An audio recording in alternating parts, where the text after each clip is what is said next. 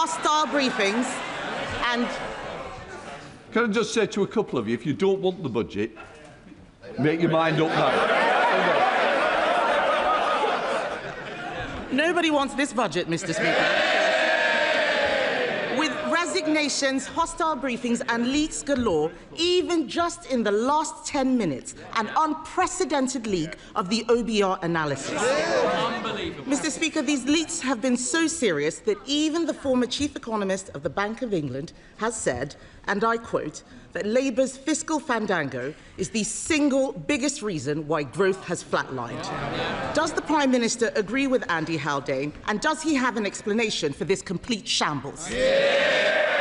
We all know the biggest shambles in living history, the Liz Truss budget.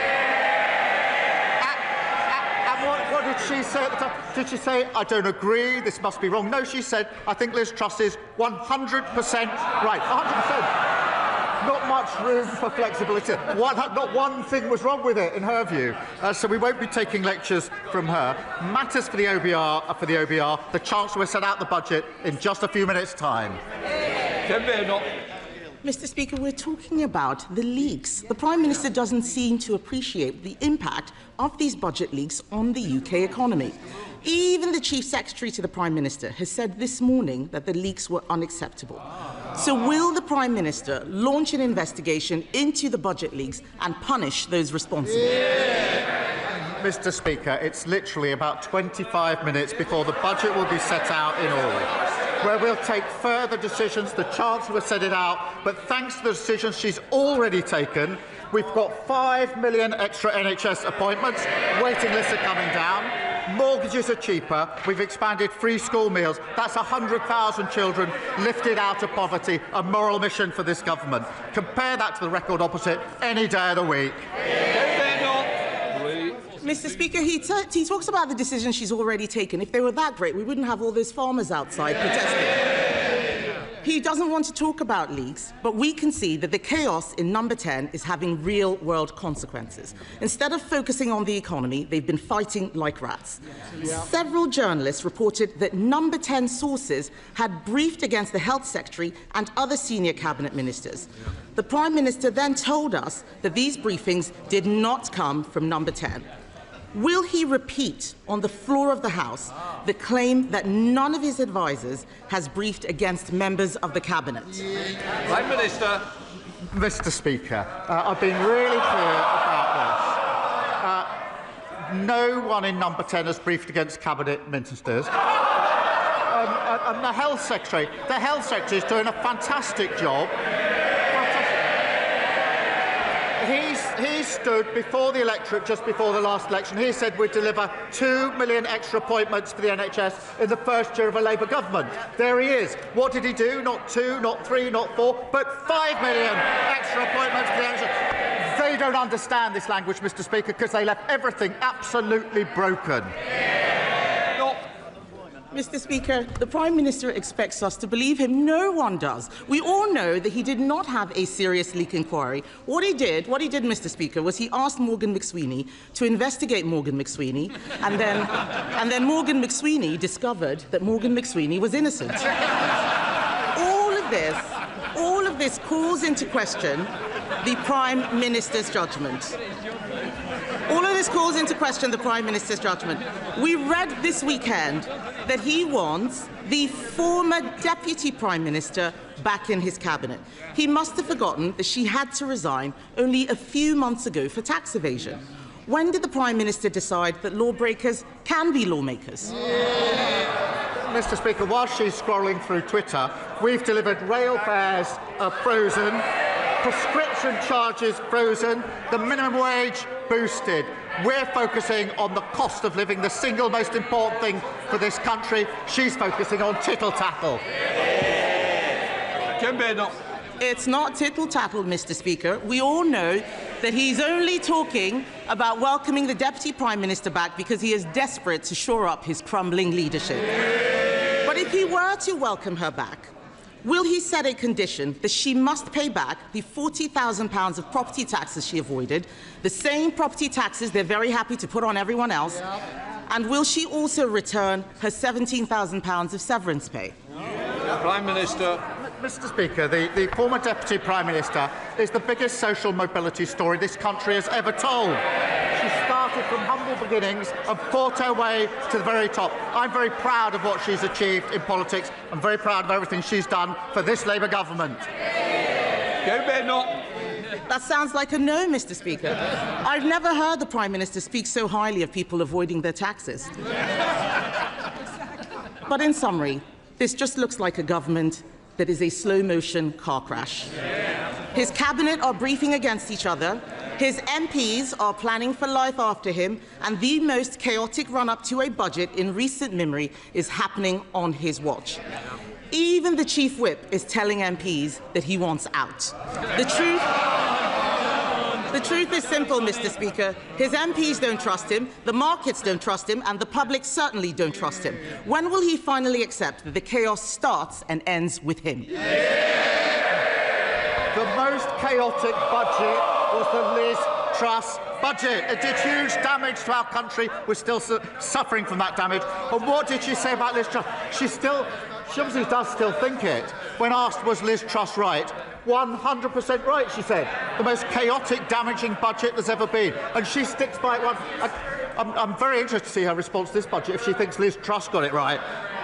Mr. Speaker, what we're doing is focusing on cutting waiting lists, cutting the national debt, cutting the cost of living, renewing our country, a Labour budget with Labour values, delivering for the British people. Thank you, Mr. Speaker. At the moment, everyone is being bombarded with adverts and emails for Black Friday, encouraging them to spend money on so-called time-limited deals, leading to panic buying, increasing debt, buyer regret, and not to mention the impact on the planet, with delivery and returns of goods responsible for millions of tonnes of CO2 emissions.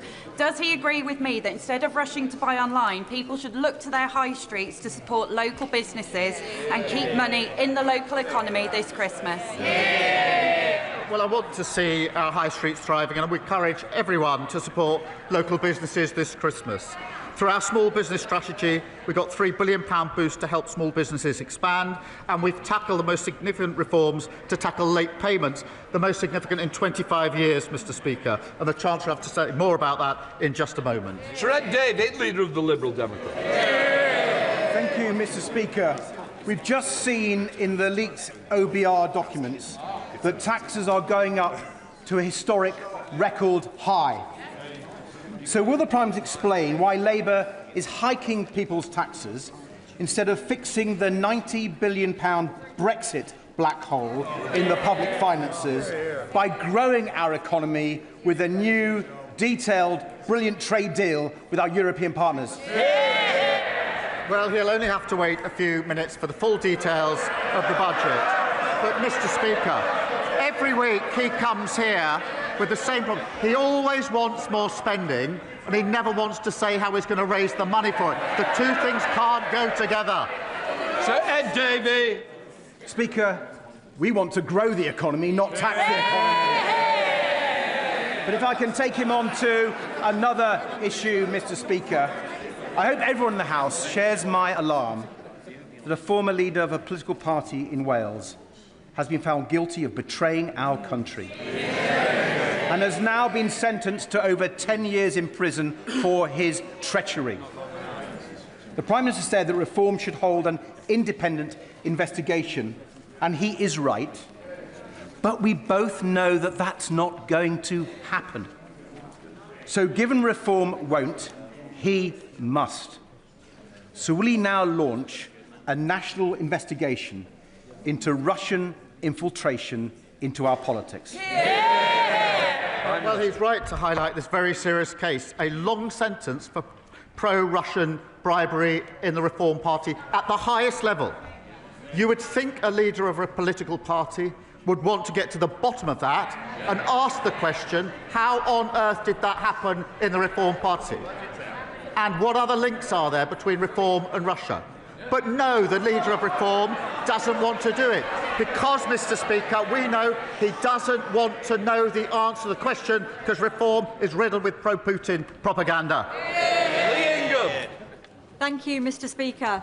Mr Speaker, after 8 years of traffic chaos and increasingly creative traffic diversions, residents of Parkside and Marston Grange in my constituency are beginning to wonder whether the A513 at Beaconside is a permanent monument to the traffic cone.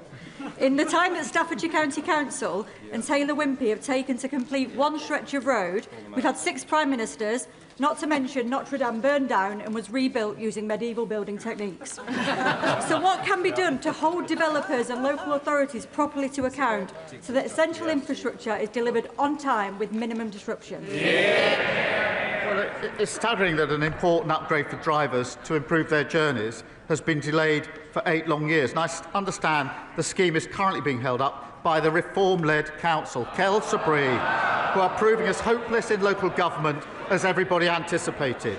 Mr Speaker, we've invested £24 billion in our roads, and I call on Staffordshire Council to end the delay, get on with the job and get this scheme started for her constituents. Alison Bennett.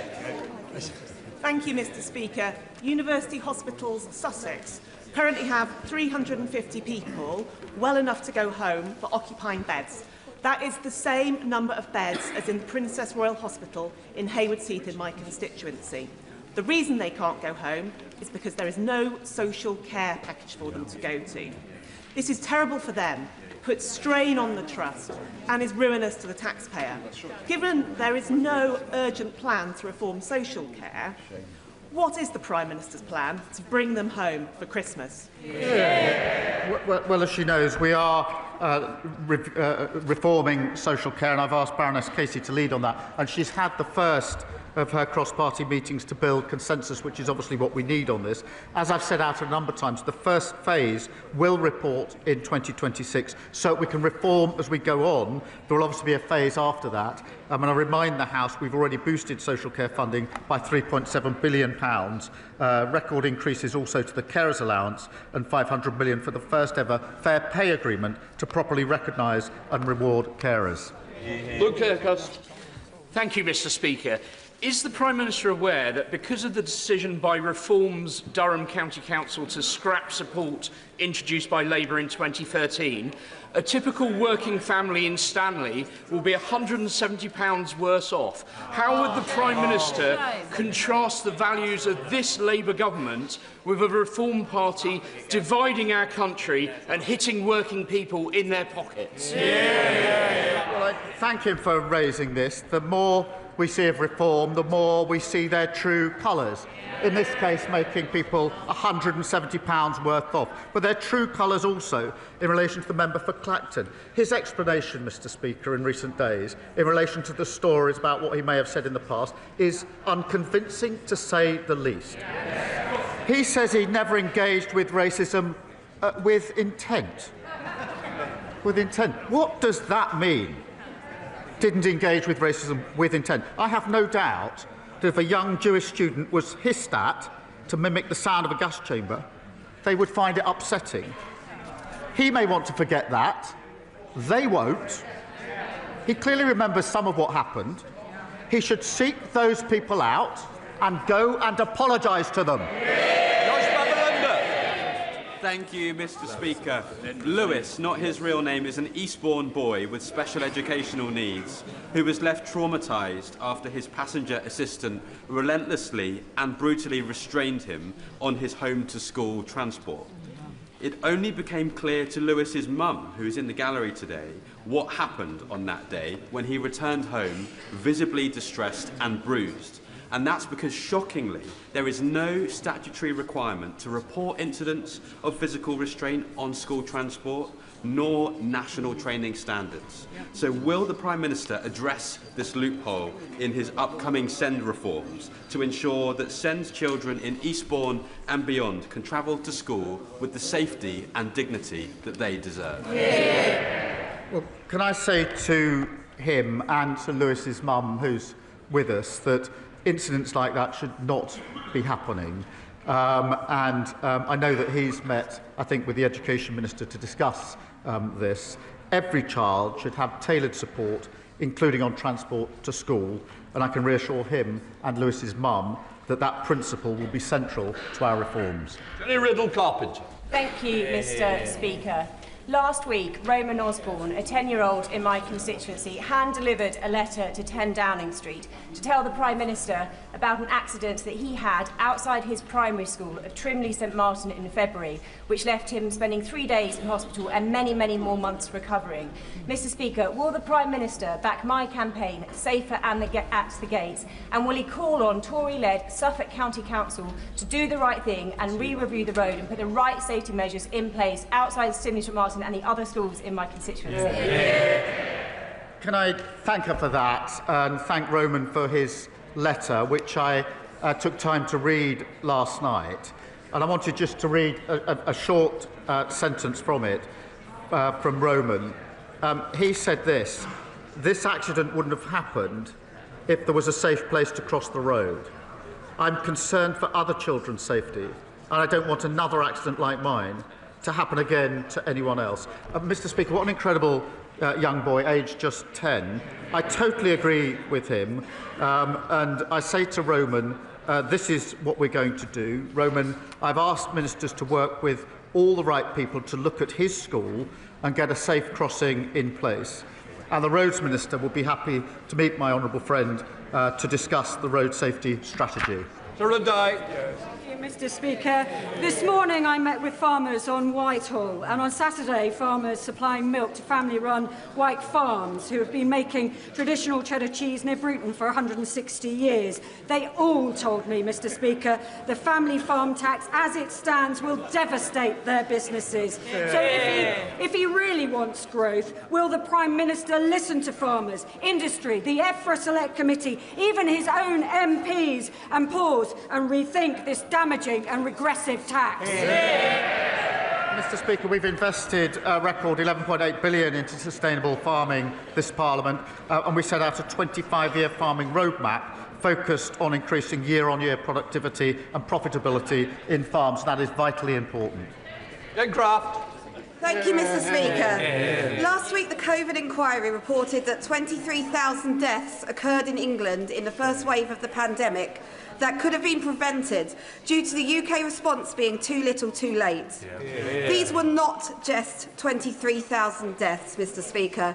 These were 23,000 people who had family and friends who loved them, and valuable lives that were cut short due to an abysmal failure of leadership by Boris Johnson and his government. They were categorically failed by a Prime Minister who prevaricated, delayed and prioritised political expediency over making the tough decisions that could have averted tragedy. If the Prime Minister were to lead us through the next pandemic, will he value saving lives above all else? Well, she's right. The report is a sombre moment, and it's important to remember the scale of suffering and the scale of the loss of life, which is made clear in the testimonies of the families in the report, and to remember the incredible contribution of frontline workers and everyone who focused on protecting others. Mr Speaker, we're committed to learning the lessons needed from the COVID inquiry to protect and prepare us for the future. And the pandemic does still weigh heavily on our public finances and our NHS. That's why we've already conducted a pandemic exercise to test preparedness and agreed a historic global pandemic agreement to improve our ability to prevent global disease threats alongside our partners. Madam Dance. Mr Speaker, I hope the Prime Minister will agree with me that the defence industry in Somerset is a key engine for growth, jobs and innovation. Leonardo in Yeovil is making a fantastic progress with the Proteus uncrewed helicopter, but the future of that project, thousands of jobs at the site in Yeovil and the 320 million Leonardo contribute to local GDP is dependent on the new medium helicopter contract. Will the Prime Minister reassure my constituents that he supports the industry in Yeovil, and will his government finally get round to awarding this long overdue contract? Well, can I pay tribute to those in Somerset and his constituency in the defence sector, which is hugely important to our country and our security. I can confirm we're continuing with the establishment procurement process for the new medium helicopter programme to deliver modern equipment for our armed forces. That's part of the biggest sustained boost to our defence since the Cold War, and I'm determined to see a defence dividend of investment in British jobs and apprentices, including in his constituency. Mr Speaker, that builds on the £8 billion Typhoon deal that we've secured, the £4 billion maritime deal with Indonesia, and the £10 billion frigate deal with Norway. Serena Blackenbridge. Thank you, Mr Speaker. I joined Wensfield Men walking and talking on International Men's Day, a fantastic group who are strengthening our community through good company and what Stephen calls a growing band of brothers. In an age of pressure, polarisation and endless phone scrolling, they bring men together to support one another. Will the Prime Minister join me in congratulating all involved and explain how the first ever men's health strategy will back similar grassroots initiatives? Can I thank her? It is so important that men have the space and support from their peers to discuss their mental health. Can I thank Men Walking and Talking for the work that they do that makes such a difference? We were proud to launch our men's health strategy last week to get more men the support they need. Mr Speaker, I wanted to take a moment to thank my honourable friend for Cannock Chase for his honesty and bravery on International Men's Day. And I say again, men speaking so truthfully about their experiences is so powerful and inspires more to do the same. He's a credit to this House. Richard. Thank you, Mr Speaker. Consequential to President Trump's misunderstanding of Putin's assessment going forward into. I've got it completely wrong, so let me do it without notes. There we are. What a day to do it. So, President, I can't. You know, I've completely lost it, and I apologise. So let me read it. Let me read it because I'm going to carry on.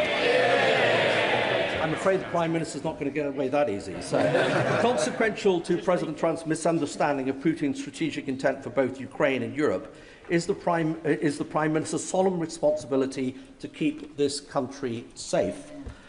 Given the hypersonic missile threat and the ballistic missile threat, known threat from Russia, and the fact that the United Kingdom has no current counter to that, what is the Prime Minister going to do to keep this country safe from those that have already threatened us? I thank him for his question and his contribution to this important debate, and of course the contribution he made yesterday as well. It is the first duty of the Prime Minister to keep this country safe. It's the duty that is paramount and above all else, and I take it extremely seriously and treat it as my #1 priority. We review our security and defence arrangements all of the time, and we are particularly a leading member in NATO, which is the single most effective military alliance the world has ever seen. Ben Coleman. Thank you, Mr Speaker. My constituents in Chelsea and Fulham tell me that our top national priority must remain, as it is, economic growth. So does the Prime Minister agree that the swiftest way to achieve growth is for the government to be even more ambitious in negotiating with the European Union to remove the new red tape and trade barriers that have been holding back UK businesses, especially small and medium-sized ones, since the Conservatives' poorly managed exit from the European Union? Well, the deal we struck with the EU will deliver on what the British public voted for last year, which is, as he says, boosting economic growth and restoring positive relations.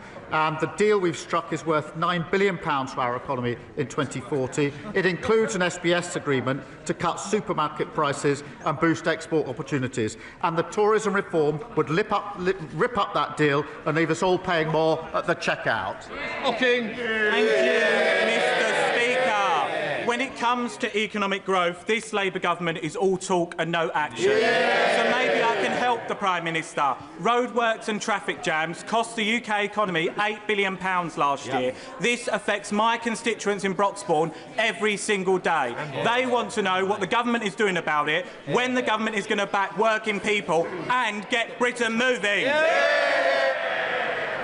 Under this government, growth is the highest in the G7 for the first half of this year. Under the last government, they crashed the economy. Emily Darwin. Thank you, Mr. Speaker. Yesterday was the UN International Day for the Elimination of Violence Against Women, otherwise known as White Ribbon Day, in Milton Keynes and many other places.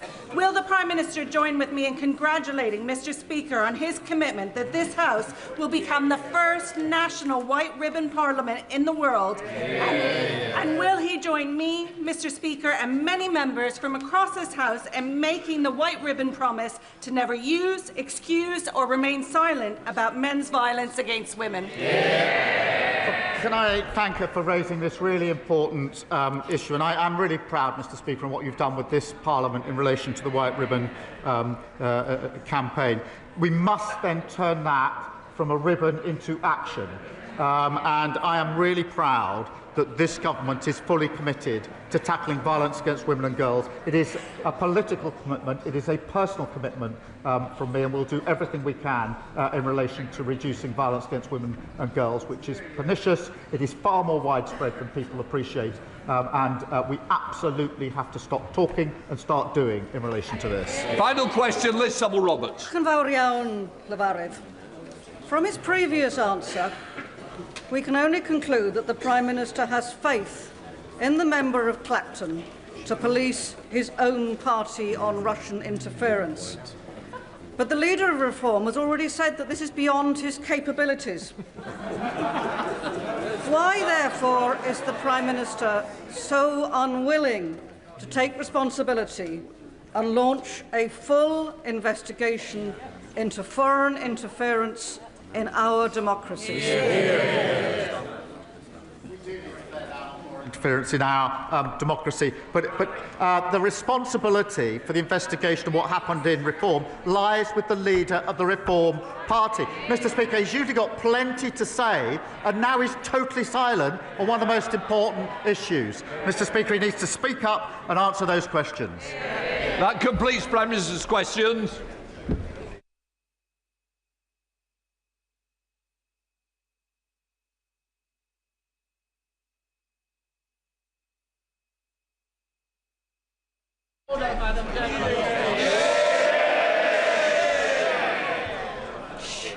Point of order, Melstride.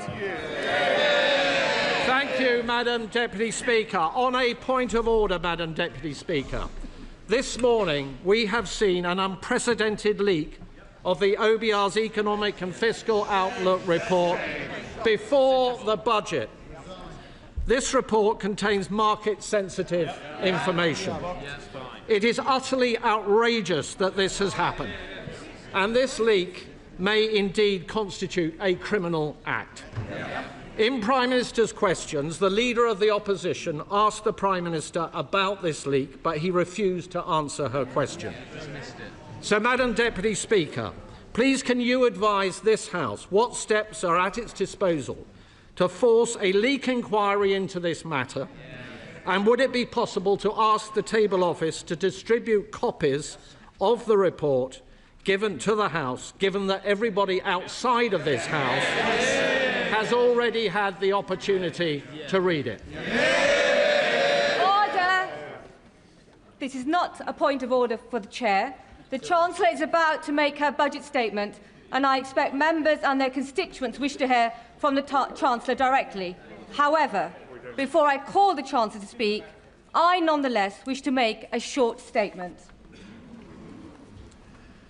For a number of weeks, and yet again yesterday, there have been extensive briefings to the media on the government's fiscal policy and public finances. This disappointing trend in relation to budget briefings has been growing for a number of years under successive governments, but appears to have reached an unprecedented high. Weeks ago, we saw the Chancellor delivering a speech in Downing Street, setting the scene for the budget, as well as specific policy announcements being briefed out to the media in advance of today's financial statements. I don't need any help. And just a moment ago, it seems the OBR analysis has also appeared online. This all falls short of standards that the House expects. The premature disclosure of the contents of the budget has always been regarded as a supreme discourtesy to this House and to all the democratically elected members, not to mention to Mr Speaker and to myself, the Chairman of Ways and Means. The Government's own ministerial code cannot be clearer, as set out in paragraph 9.1. When Parliament is in session, the most important announcements of government policy should be made in the first instance to Parliament. Mr Speaker has always upheld the rights of this House and its members to be treated with respect and to be the first to hear major government policy announcements on behalf of their constituents. As Chairman of Ways and Means, I have responsibility to oversee the House's consideration of the budget statement and the ensuing resolutions, which are described in Erskine May paragraph 36-33 as the most important business of Ways and Means in this House.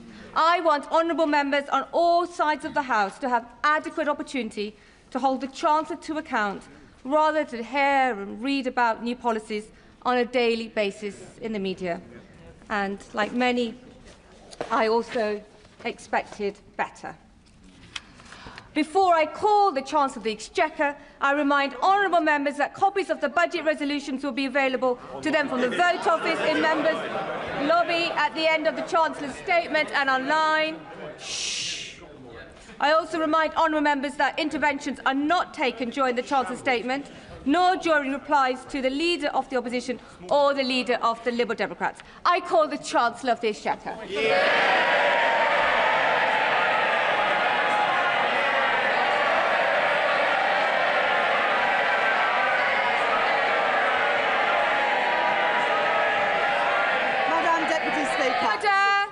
Chancellor. Madam Deputy Speaker, it is my understanding that the Office of Budget Responsibility's Economic and Financial Outlook was released on their website before this statement. This is deeply disappointing and a serious error on their part.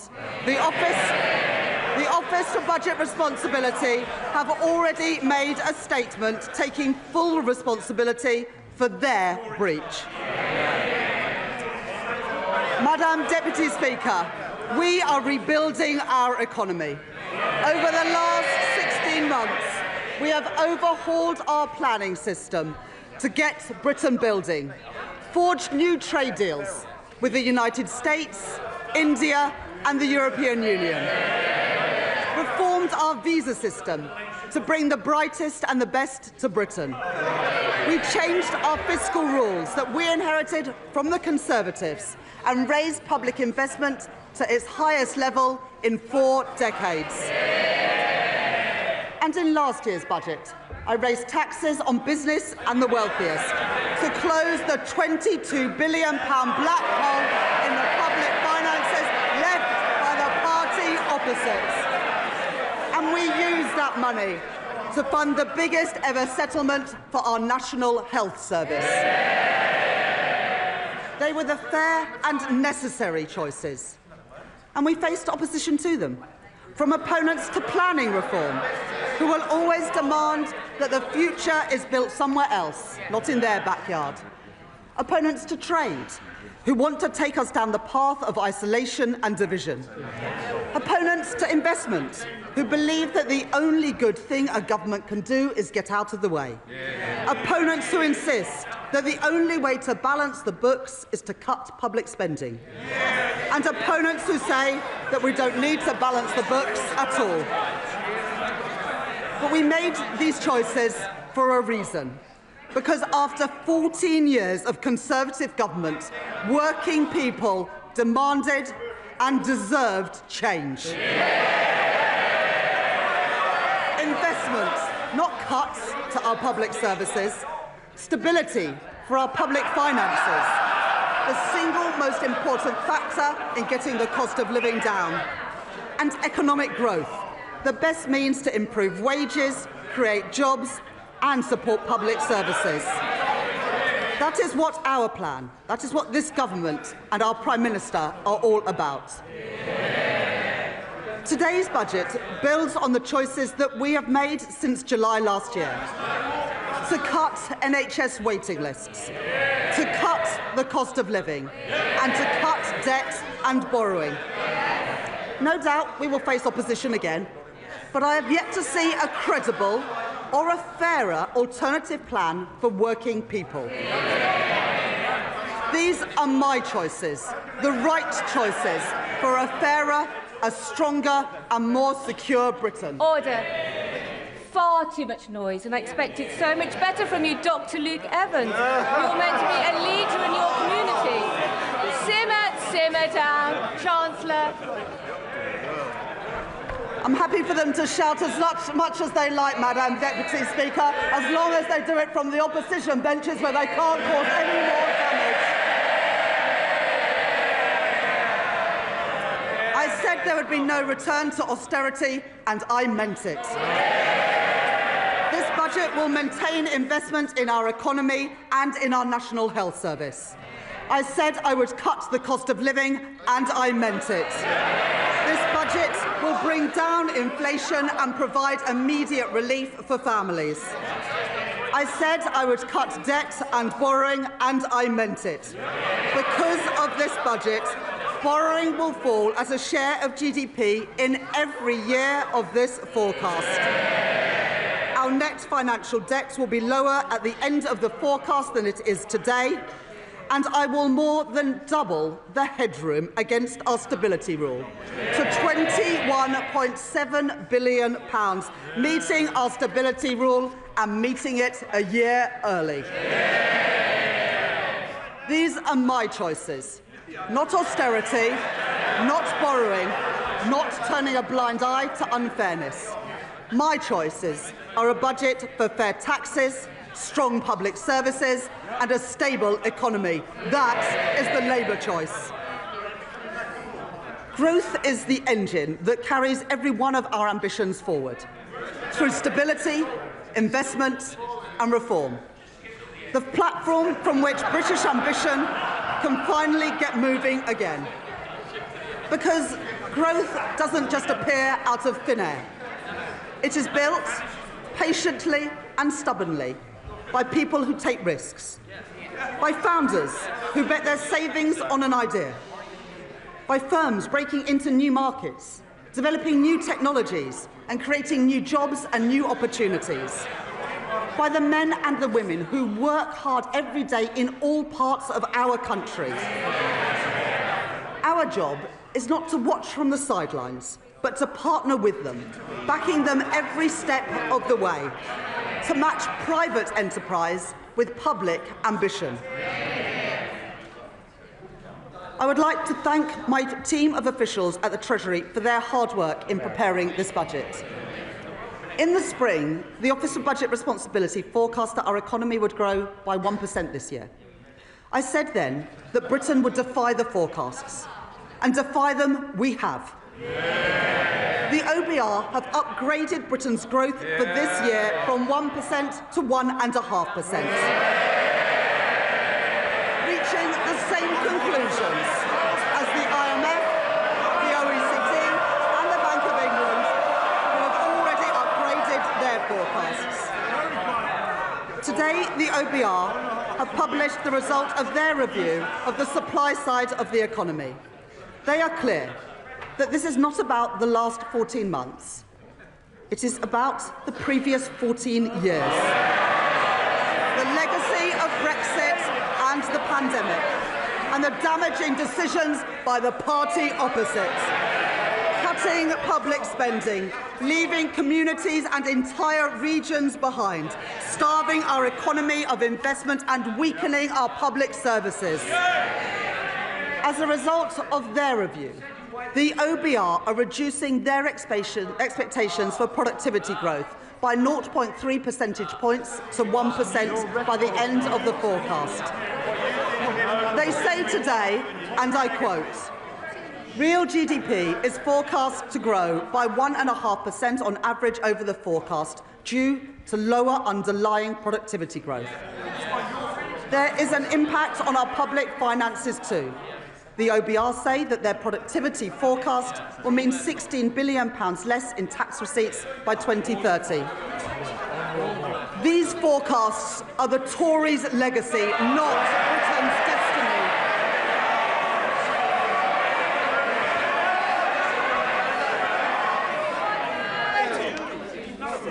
Order. It is very hard to hear the Chancellor over all the shouting. And Mr. Holmes, you promised me yesterday you were going to be on top behaviour in the first few minutes. Chancellor. We beat the forecasts this year and we will beat them again. By boosting trade, not blocking it, by increasing investment, not cutting it, by championing innovation, not stifling it, by backing working people, not making them poorer. Brick by brick, we've been building our economy, building roads, building homes, getting spades in the ground and cranes in the sky. Growth begins with the spark of an entrepreneur. Half of new jobs in Britain are created by scale-up businesses, and we want those jobs created here, not somewhere else. Our job is to make Britain the best place in the world to start up, to scale up and to stay. So we're widening eligibility for our enterprise incentives, so scale-ups can attract the talent and the capital that they need.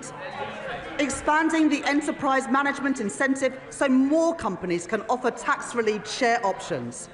Re-engineering our enterprise investment and venture capital trust schemes so they don't just back early-stage ideas, but stay with companies as they grow.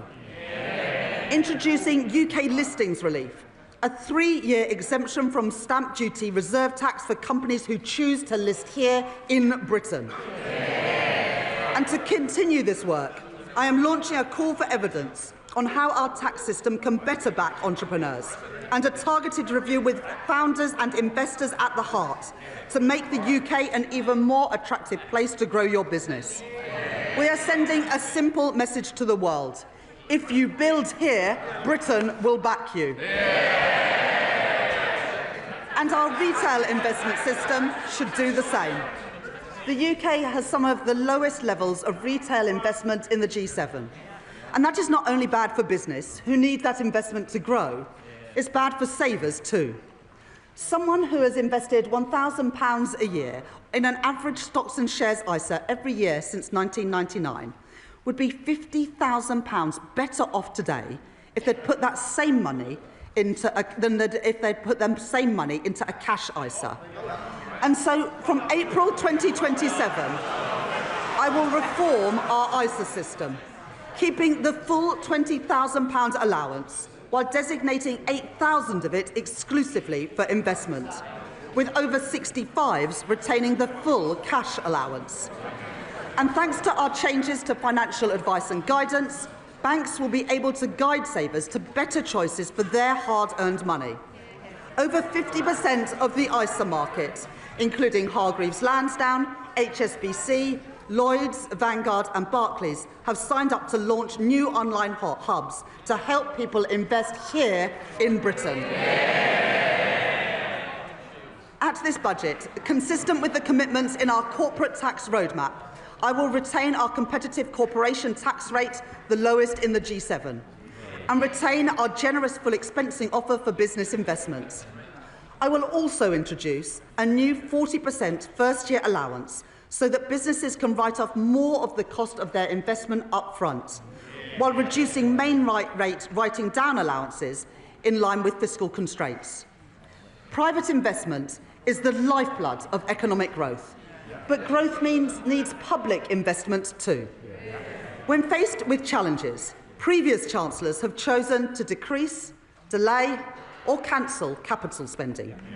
But low investment is the cause of our productivity problem, not the solution. So my choice is not cuts, not stagnation, but to maintain the additional £120 billion of investment that I provided at the spending review. In transport, to link our towns and our cities, energy infrastructure to power our businesses, and housing, so people can live near good jobs, paying decent wages and growing businesses. That is the Labour choice. I'm grateful to the Financial Secretary to the Treasury for his work in driving our growth agenda forward. As we allocate investment for the infrastructure that is the backbone of economic growth across our country, today I will commit investment for the Lower Thames Crossing, And we're continuing to drive investment in city-region transport, in the Midlands Rail Hub and the Transpennine route upgrade, along with our commitments to the Northern Growth Corridor, including Northern Powerhouse Rail. It is this Labour government that has overhauled our planning system, and I will today provide further funding to increase planning capacity through a new skills offer, as called for by the British Chamber of Commerce and the Confederation of British Industry. It is this Labour government that has invested in nuclear power, in Sizewell C and in Culham. We are taking forward our commitment to slash electricity prices for thousands of manufacturing businesses, as Make UK and many others have called for. And today I'm pleased to welcome John Finkelton's report, an ambitious plan to cut the red tape that has tied our nuclear industry in knots for decades. And within 3 months, we will set out our plan for delivering his recommendations. We are proud of our industrial heritage, and we are determined to build the industry of the future so that we buy, make and sell more here in Britain. That's why, as we increase defence spending, we are investing in Portsmouth, in Barrow and in Plymouth. And I'm pleased to be supporting Team Derby, an initiative to drive growth in one of our defence industry hubs. It's why we stepped in to save British Steel in Scunthorpe and invested in Sheffield Forgemasters. And it's why we've changed government procurement so we can buy British when it is crucial to our national security. For steel, for shipbuilding, and today for AI, driving innovation and building that great industry here in Britain. But it's not just what we invest that matters, it's how we invest. Putting money and power back in the hands of local and regional leaders. Today, we are devolving £13 billion of flexible funding for 7 mayors to invest in skills, business support and infrastructure. I'm extending the business rates retention pilots in the West of England, Liverpool City region and Cornwall until 2029. I'm providing £30 million for the Kernow Industrial Growth Fund for sectors like critical minerals and marine innovation. I am establishing the Leeds City Fund, a long-term agreement to retain business rates to fund local regeneration projects like the development of Leeds South Bank, and I am allocating £20 million for the new Peterborough Sports Quarter and £16 million for a science centre in Darlington from the Growth Mission Fund. The benefits of investment the benefits of investment and growth must be built and felt in every part of our United Kingdom. So we are providing an additional £370 million for the Northern Ireland Executive, £505 million for the Welsh Government and £820 million for the Scottish Government over the spending review period through the Barnett formula. And I am making... Sorry, I didn't quite catch that from the SNP. Did they not?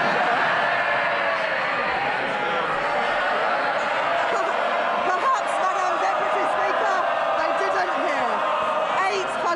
£820 million for the Scottish Government over the spending review period because Anna Sawa asked us to. And I'm making targeted investments in our industrial strategy sectors across the UK. In Northern Ireland, I am providing £17 million to support businesses and strengthen the UK internal market, and backing advanced manufacturing through the Northern Ireland Enhanced Investment Zone. Wales will be the host for 2 AI growth zones, creating more than 8,000 jobs, supported by a £10 million investment in the semiconductors critical for that industry. And we are building the UK's first small modular nuclear reactors with Rolls-Royce at Wilfer in Anglesey. 2 Labour governments working together in Wales to deliver for the people of Wales. And in Scotland, I'm committing over £14 million for low-carbon technologies in Grangemouth, £20 million to renew infrastructure at Inchgreen in Inverclyde, and £20 million to redevelop Kirkcaldy Town Centre and Seafront, with construction starting next year. And that's on top of the UK's biggest ever warship export deal with the Norwegian government to build frigates in Glasgow. Supporting 4,000 jobs. Investment opposed by the SNP. Jobs opposed by the SNP. Defence opposed by the SNP. But secured by this Labour government. A growing economy needs strong foundations of economic stability, with borrowing, inflation down and investment up. That is good for business, and it is good for working people, so they have more money in their pockets. Economic stability, safeguarded by ironclad fiscal rules, is our best defence against rising prices and the best way to improve living standards. We've all seen the alternative. 3 years ago, in their clamour to cut taxes for the richest, the Tories under Liz Truss crashed the economy and sent mortgage rates spiralling and brought pensions to the brink.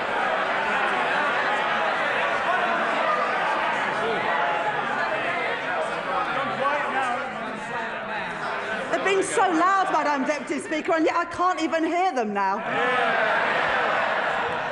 Now, I know that the leader of the Green Party is a keen hypnotherapist, and he believes that he can achieve remarkable things using only the power of his mind.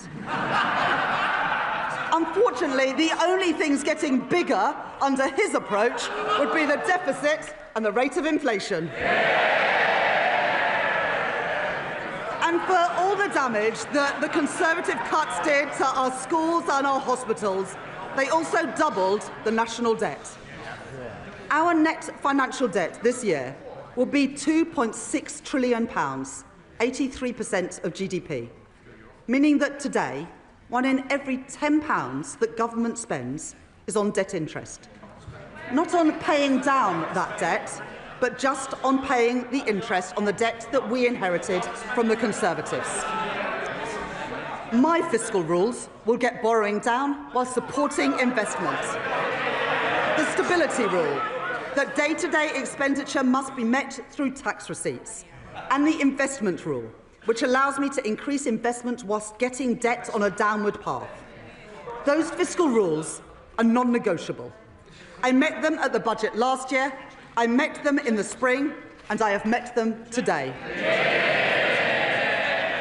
While the current budget balance is in deficit by £28.8 billion in 26-27 and £4.6 billion in 27-28, it moves into a surplus of £3.9 billion in 28-29, £21.7 billion in 29-30 and £24.6 billion in 2030-31. More than doubling our headroom against the stability rule and meeting that rule a year early too. And our net financial debt is 83.3% in 26-27, 83.6% in 27-28, 83.7% in 28-29, falling to 83.0% in 29-30 and 82.2% in 2030-31. Madam Deputy Speaker, I said we would cut the debt, and we are, with debt down by the end of the forecast. And going forwards, to support our commitment to a single fiscal event and further strengthen our economic stability, I will follow the recommendations of the International Monetary Fund by assessing the fiscal rules just once a year at the budget. Despite the challenges we face on productivity, the path of our deficit reduction remains broadly the same as in spring. Public sector net borrowing is due to be £112.1 billion, or 3.5% of GDP in 26-27, 3% in 27-28, 2.6% in 28-29, 1.9% in 29-30 and 1.9% in 2030-31, ending at £67.2 billion. Translating into an increase in the net cash requirement next year of £4.2 billion, taking the total to £133.3 billion. According to the IMF, we are due to reduce borrowing more over the rest of this Parliament than any other G7 economy. the Conservatives crashed the economy, we are protecting it. The Conservatives lost control of debt, we are getting debt down. The Conservatives let inflation and interest rates go through the roof. But, Madam Deputy Speaker, since Labour took office, the Bank of England have cut interest rates 5 times. I've made my choices. Not reckless borrowing, not dangerous cuts, but stability for our economy, security for our public finances, and security for family finances too. Those are the Labour choices. Madam Deputy Speaker, Tory austerity left classrooms crumbling and waiting lists sky high, weakened our productivity and choked our economic growth. And now they propose a further £47 billion of cuts to our public services. Well, that is equivalent to cutting every police officer in our country twice over. And then there is Reform, who promise more than £100 billion of cuts, with no details of where those cuts will come from or who will pay for them. A recipe for devastating damage to our public services. People voted for Labour because they wanted roads that aren't full of potholes. They want police on our streets, and they want an NHS that is there when they need it. And we're delivering that. Waiting lists down by 230,000. And not just the 2 million additional appointments we promised, but an additional 5.2 million appointments already delivered since the general election. I joined the Labour Party almost 30 years ago because I could see that the Conservative government that I grew up under didn't care much about schools like mine. Textbooks were rationed. I know that many of you weren't at schools like mine. There is far too much noise, far too much excitement. People need to calm down a little. Chancellor. They don't want to hear what the Tories did to schools like mine, but I will tell them. Textbooks rationed, libraries closed, kids herded into porter cabins in the playground, and I came into politics to change that. The money that I allocated at the spending review will fix the crumbling classrooms that the Conservatives left behind and build the schools that they promised but never delivered. And today, thanks to representations from my honourable friends, the members for Wolverhampton North East and Leeds South West and Morley, I will provide £5 million for libraries in secondary schools, building on the £10 million commitment to ensure that every primary school has a school library within this Parliament.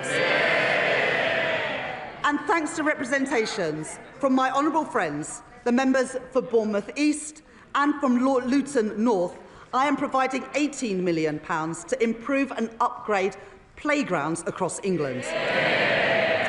Madam Deputy Speaker, let there be no doubt that this is a government that is on the side of our kids and who will back their potential. I will not allow the legacies of Conservative neglect to stain our society. Last year, I made changes to the Mine Workers Pension Scheme to ensure that its members receive the fair pensions that they are owed.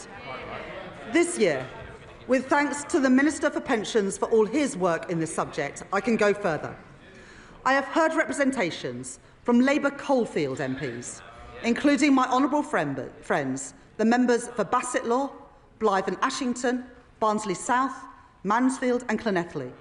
And today I can announce that I will transfer the Investment Reserve Fund of the British Coal Staff Superannuation Scheme to its members. The men and the women who worked in our coal industry get a fair deal in their retirement too. And more. Having heard representations from my honourable friends, the members for Banbury and the member for Edinburgh South West, I will index for inflation on pensions accrued before 1997 in the Pension Protection Fund and the Financial Assurance Scheme, so that people whose pension schemes became insolvent, no fault of their own, no longer lose out as the result of inflation.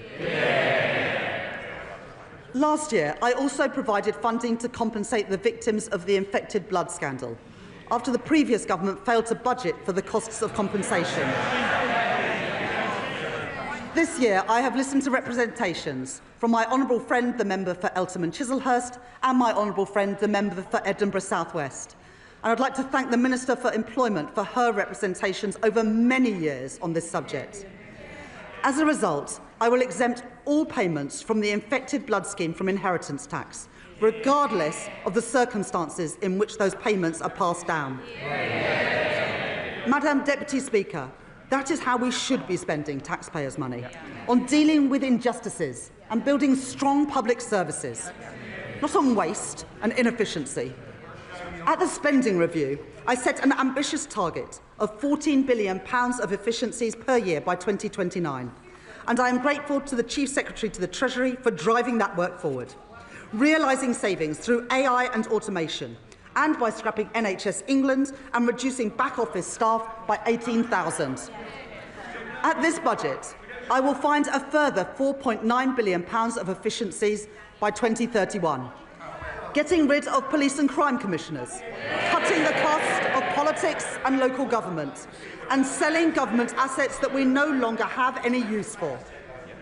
These savings will be required across government, but for our National Health Service, I will reinvest all of these savings back into the care that people rely on. More nurses, more GPs, more appointments. Restoring the services that faltered under years of Conservative decline, and investing in the future of our National Health Service.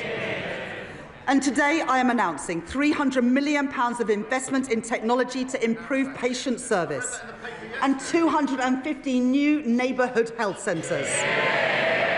Expanding more services into communities so that people can receive treatment outside of hospitals and get better, faster care where they live. Over 100 of these will be delivered by 2030, including in Birmingham, Truro and Southall. The Labour Party founded our National Health Service, and we will renew our National Health Service. I will take the same approach for defence spending that I take to NHS spending, reinvesting savings back into our national security. In our age of insecurity, Britain will continue to stand with our allies, working in collaboration to secure a sustainable ceasefire for Ukraine, and maintaining our commitment to NATO, with the UK set to spend 2.6% of GDP on defence by April 2027. Madam Deputy Speaker, the public rightly expects that we stamp out fraud, error and waste, and put that money to good use in our schools and our hospitals and other frontline services. My right honourable friend, the Home Secretary, has already announced that she will claw back excess profits from the use of hotels to house asylum seekers, as we phase out the use of those hotels entirely. And we will consult on reforms to indefinite leave to remain and access to taxpayer-funded benefits. The introduction of digital ID will break the link between illegal migration and illegal working.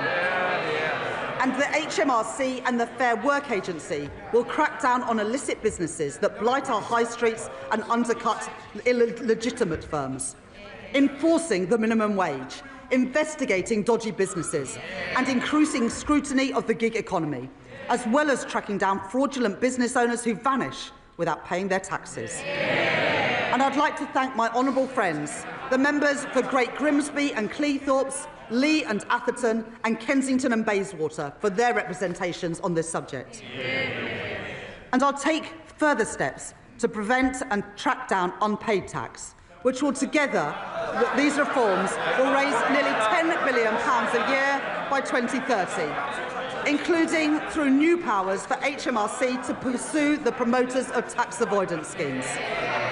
I am building on our successful use of targeted checks on welfare claims to root out fraud and error and prevent public money being paid to people who are not entitled to it. And I would like to thank Tom Hayhoe, the COVID Corruption Commissioner, for his work in helping to chase down nearly £400 million from dodgy pandemic spending and contracts.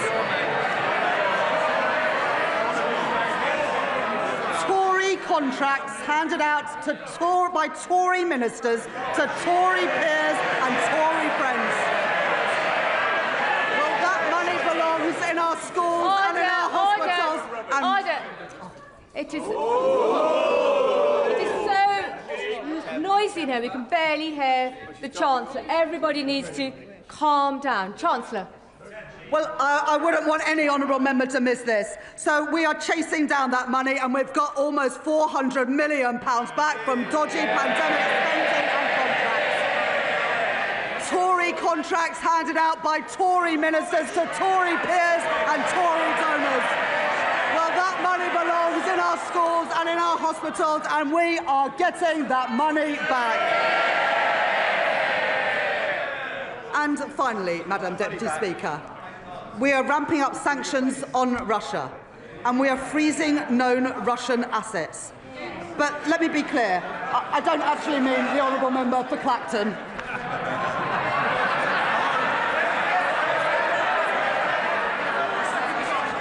Under the Conservatives...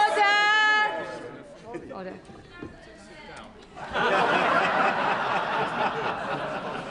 You don't need commentary from the backbenches, and Mr Dewhurst, you are so loud. It's remarkable how far your voice carries. Chancellor. Under the Conservatives, the cost of our welfare system increased by nearly 1 percentage point of GDP, equivalent to £88 billion in just 5 years. The broken welfare system that we inherited wrote off millions of people as too sick to work.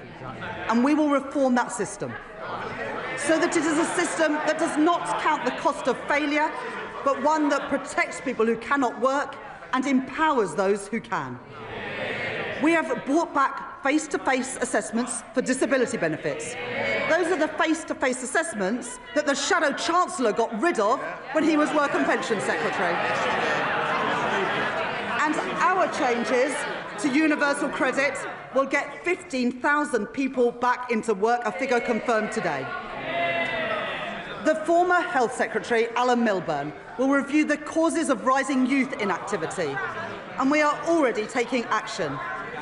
I'm grateful to the Federation of Small Businesses and Small Business Britain for their representations on apprenticeships. And today I am announcing funding to make the training for under 25 apprenticeships completely free for small and medium-sized enterprises.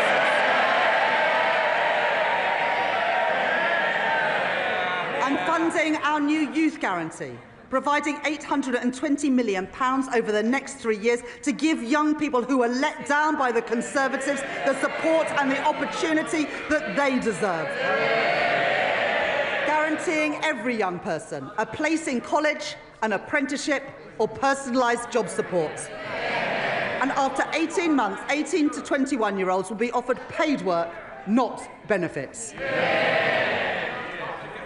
The Motability Scheme was set up to protect the most vulnerable, not to subsidise the lease on a Mercedes-Benz.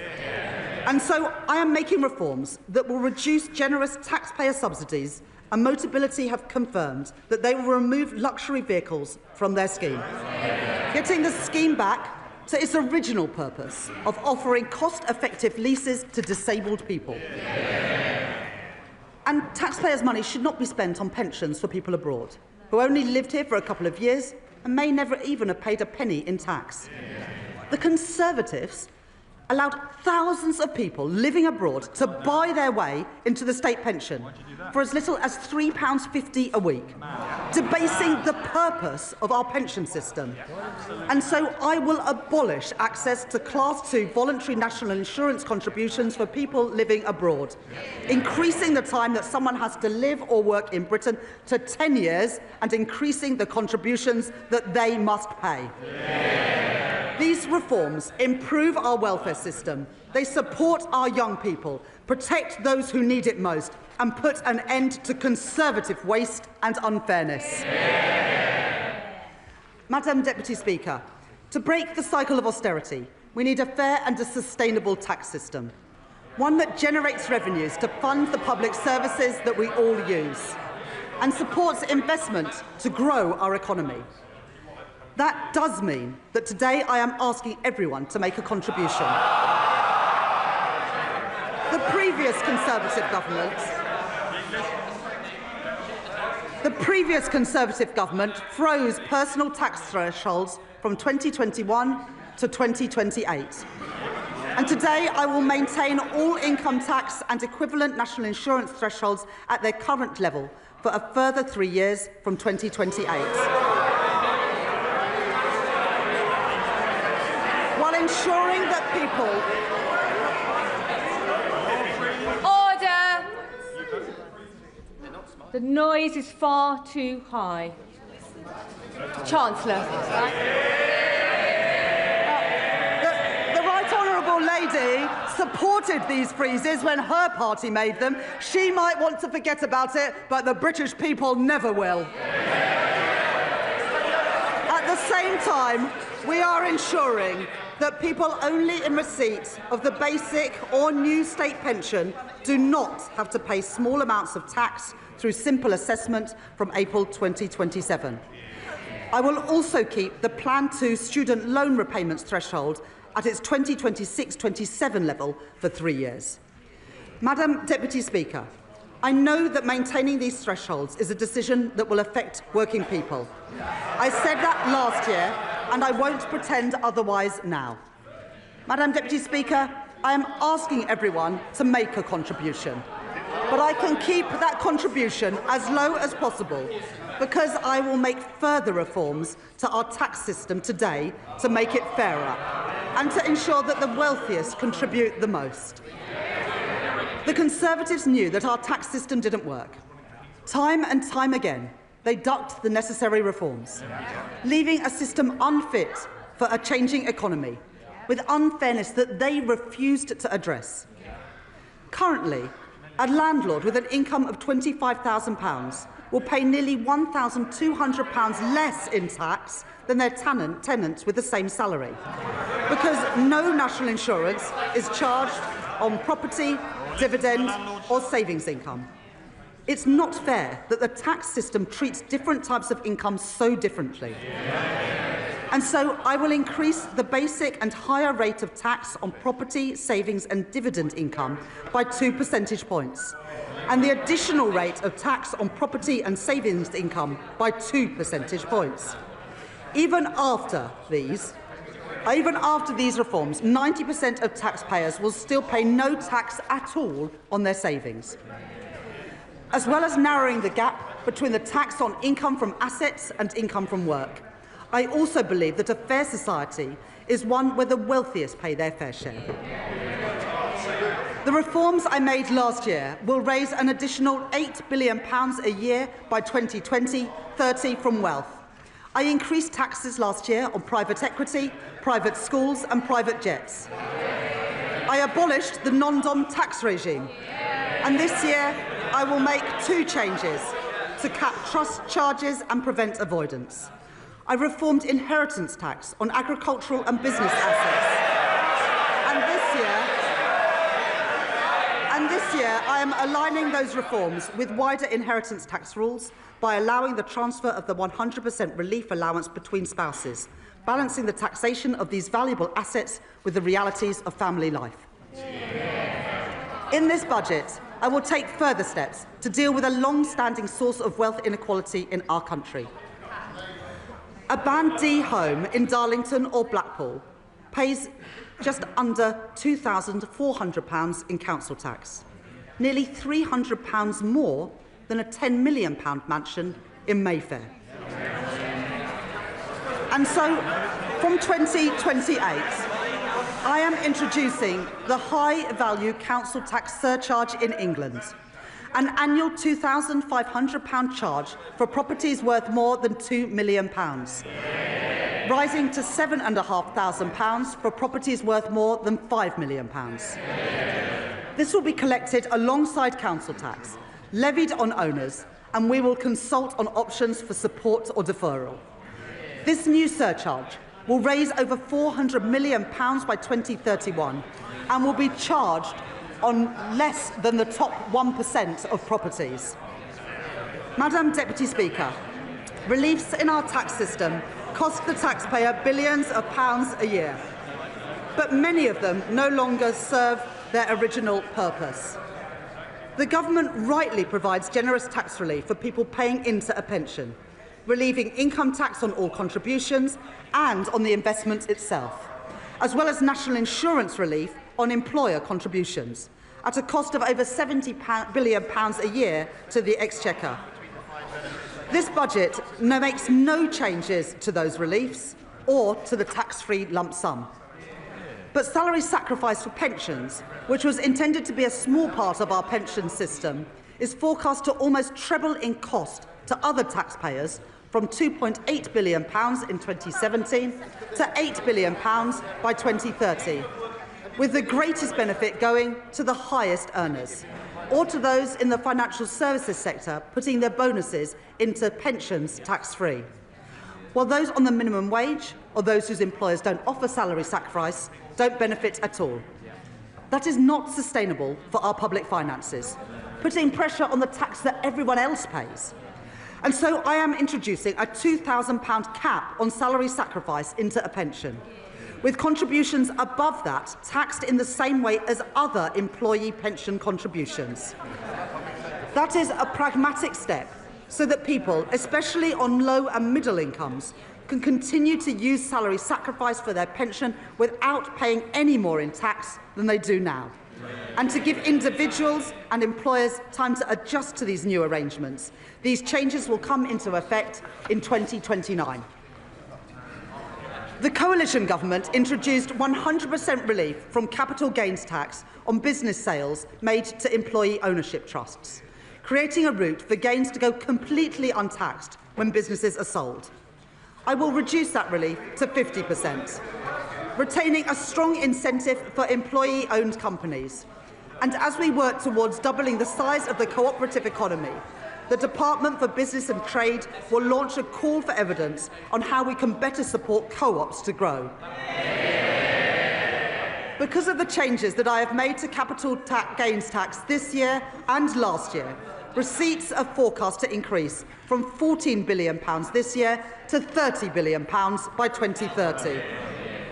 To support our high streets, I am announcing a package of regulatory changes as called for by UK Hospitality and the British Retail Consortium.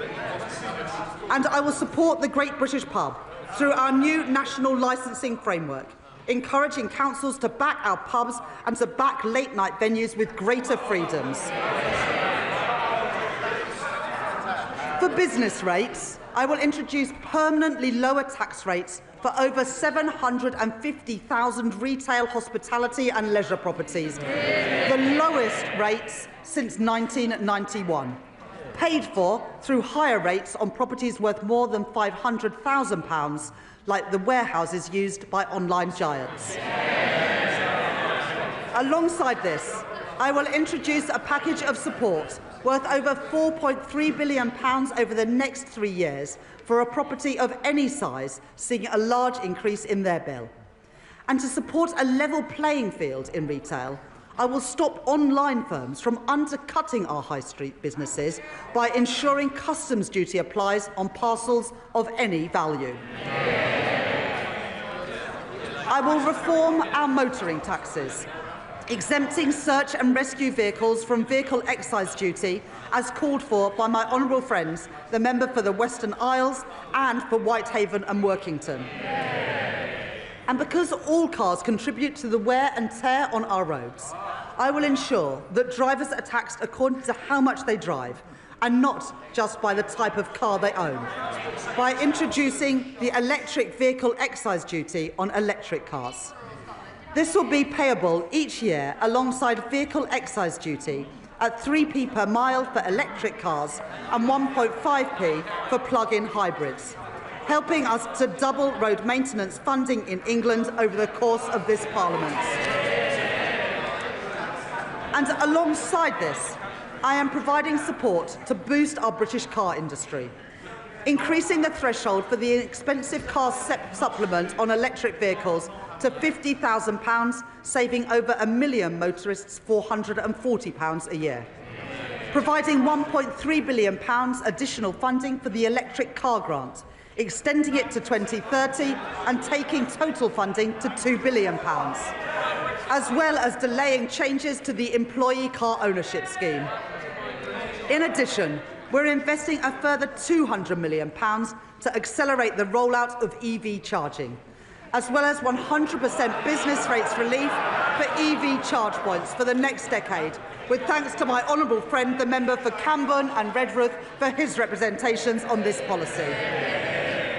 And I will improve competition in our taxi industry by ending ride-hailing companies' use of a discount scheme intended for coach tours, as called for by Steve McNamara, the General Secretary of the Licensed Taxi Drivers Association, legislating to restrict access so that everyone pays fairly and protecting £700 million of tax revenue each year.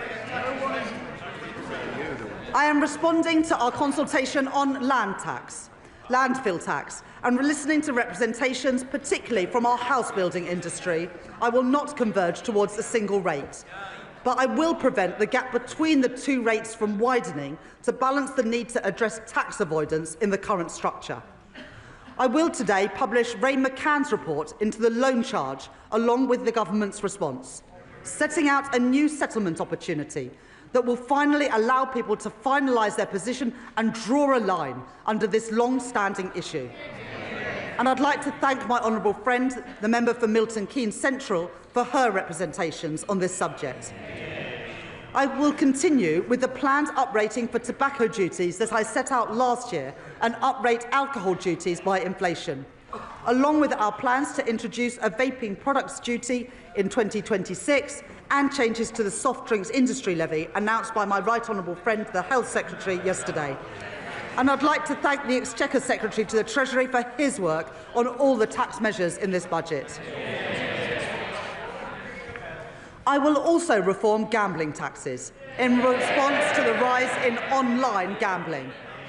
Remote gaming is associated with the highest levels of harm. And so I am increasing remote gaming duty from 21% to 40%.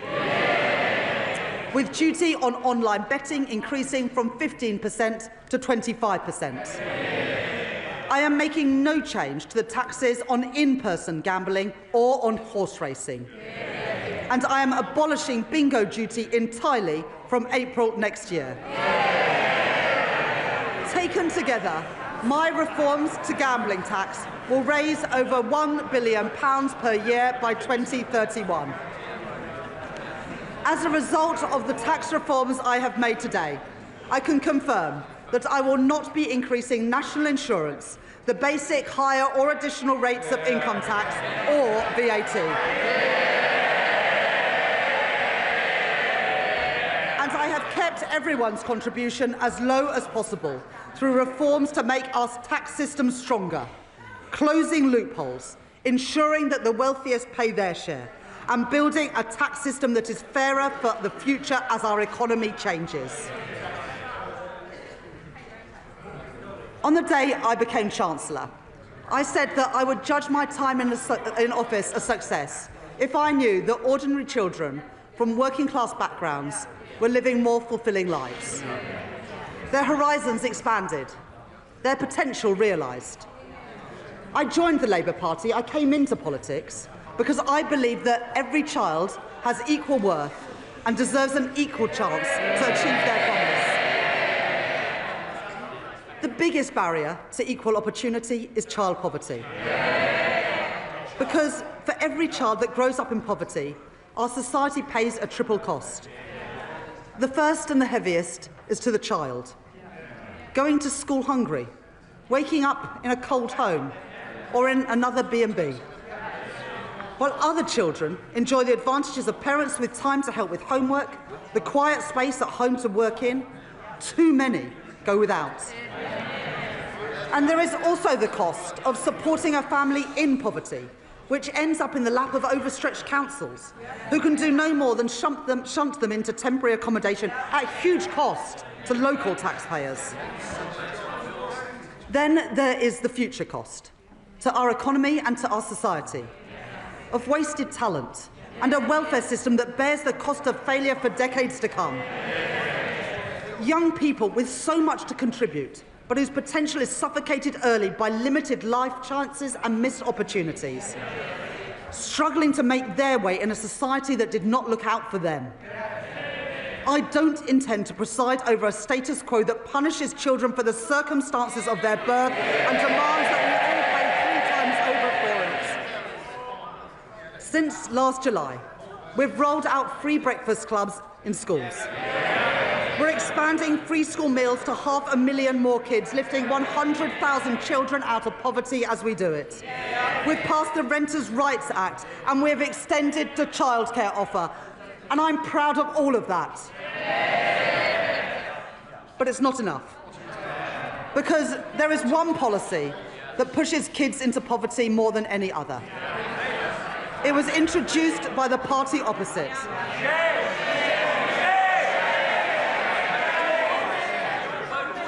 They said it would save money and that it would bring about behavioural change, disincentivising poorer families from having more children. Well, even on its own terms, it failed. The welfare bill has continued to rise, and there's been no difference in the size of families. But what it has done is to push hundreds of thousands of children into poverty since it was introduced. They said they were punishing parents' choices, but it's the kids who have paid the price. They've paid the price for the policies of a party which opted for cynical gimmicks over real savings in our welfare system.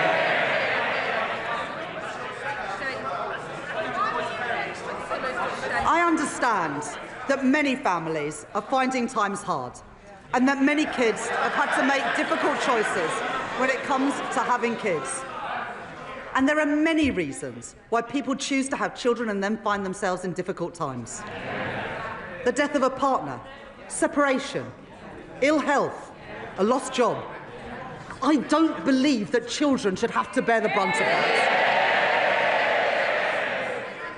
And neither can I, in good conscience, leave in place the vile policy known as the rape clause, requiring women to prove if their child has been conceived non-consensually to receive support.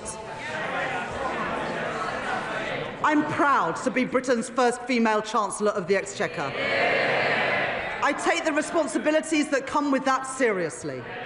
I will not tolerate the grotesque indignity of women of the rape clause any longer. It is dehumanising, it is cruel, and I will remove it from the statute book. And so, because I am tackling fraud and error in our welfare system, because I am cracking down on tax avoidance, because I am reforming gambling taxation, I can announce today, fully costed and fully funded, the removal of the 2-child limit in full from April.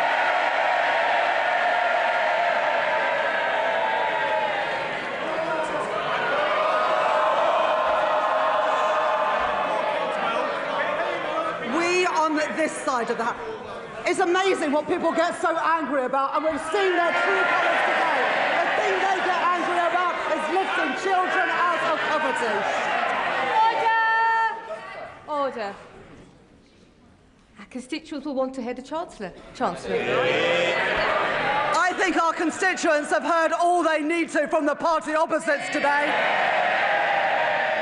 We on this side of the House do not believe that the solution to a broken welfare system is to punish the most vulnerable. We are lifting 450,000 children out of poverty with the end of the 2-child limit.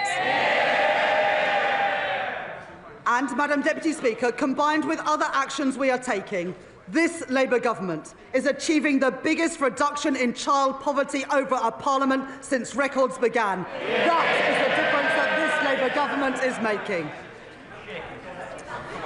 Madam Deputy Speaker, I know how worried families are about the cost of everything. Worried that their money won't stretch to the end of the month. Worried that price... I think if you've got a house that's worth £5 million a year, you can probably afford it. But you get more exercise about reducing child poverty than you do about the richest paying more.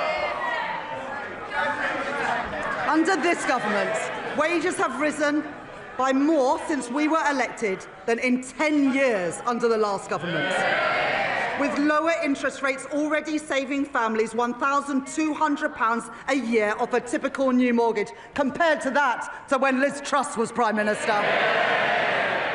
But I know that people still face pressure on their budgets day to day and week to week. And where there is more to do, where we can provide relief, we are doing it. Extending the bus fare cap, cracking down on rip-off price hikes, freezing prescription charges and freezing rail fares for the first time in 30 years.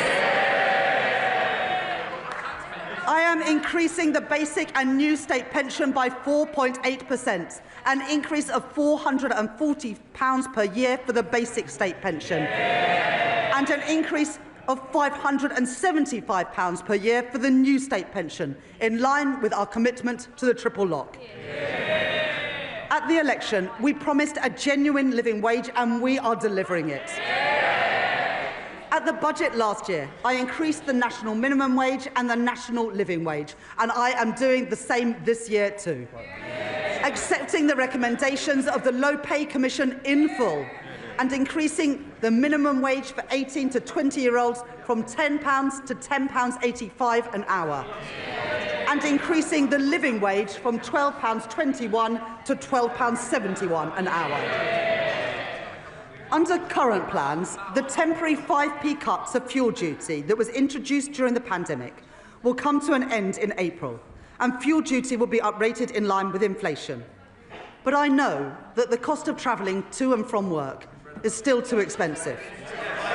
And so I am extending the 5p cut until September 2026. And because I know that changes in wholesale prices are not always passed on to motorists, I am bringing in new rules to mandate petrol forecourts to share real-time price rises through a new fuel finder, empowering drivers to find the cheapest fuel, calling out rip-offs and strengthening competition, saving the average household £40 a year. Madam Deputy Speaker, one of the greatest drivers of the rising cost of living is the cost of energy prices. The cause of high energy bills must be tackled at source, and so we are investing in energy security, in nuclear and renewable energy, and in insulation through our Warm Homes Plan. But that's not enough when people are struggling with energy bills today. The Conservatives' Eco Scheme was presented as a plan to tackle fuel poverty. It costs households £1.7 billion a year on their bills.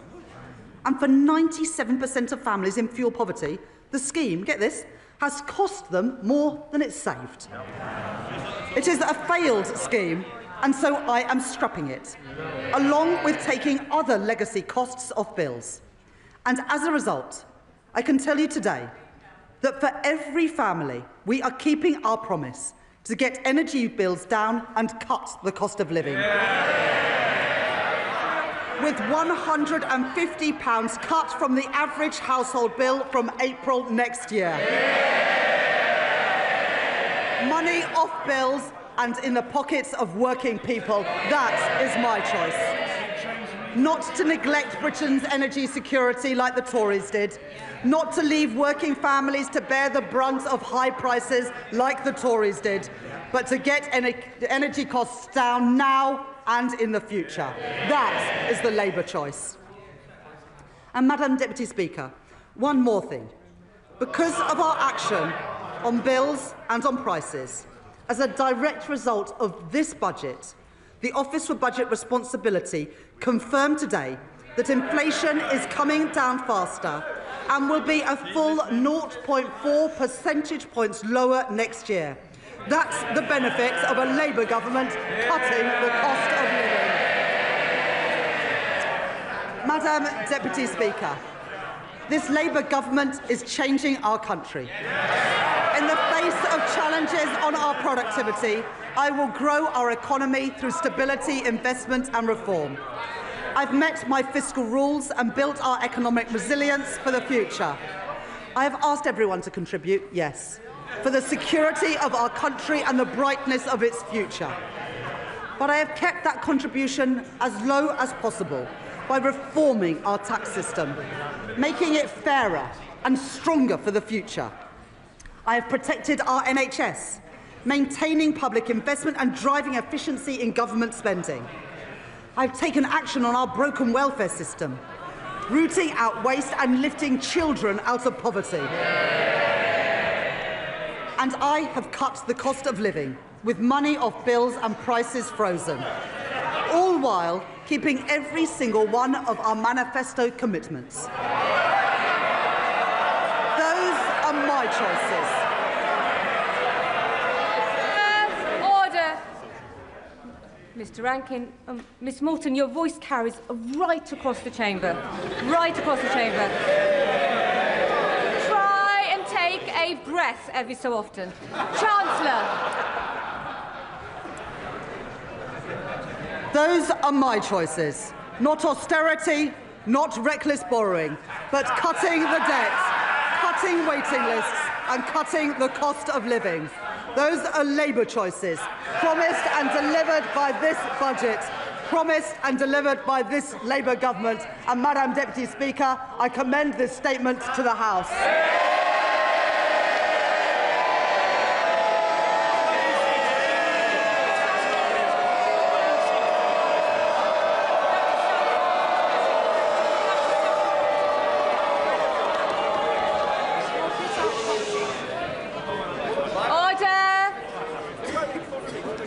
Under Standing Order number 51, the first motion entitled Provisional Collection of Taxes must be decided without debate.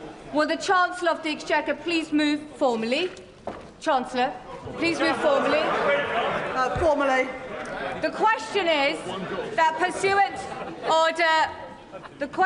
pursuant to Section 5 of the Provisional Collection of Taxes Act 1968, provisional statutory effect shall be given to the following motions. Stamp duty reserve tax, UK listing relief, motion number 60. Rates of tobacco products duty, motion number 65. As many of their opinions say aye. Aye. Of the contrary, no. The ayes have it. The ayes have it. We now come to the motion entitled Income Tax Charge. It is on this motion that the debate will take place today and on the succeeding days. The questions on this motion and on the remaining motions will be put at the end of the budget debate on Tuesday, the 2nd of December. I call the Chancellor of the Exchequer to move the motion formally. Formally. The question is that income tax is charged for the tax year 2026-27, and it is declared that it is expedient in the public interest that this resolution should have statutory effect under the provisions of the Provisional Collections of Taxes Act 1968. I now call the Leader of the Opposition. Leader of the Opposition, Kemi Badenoch.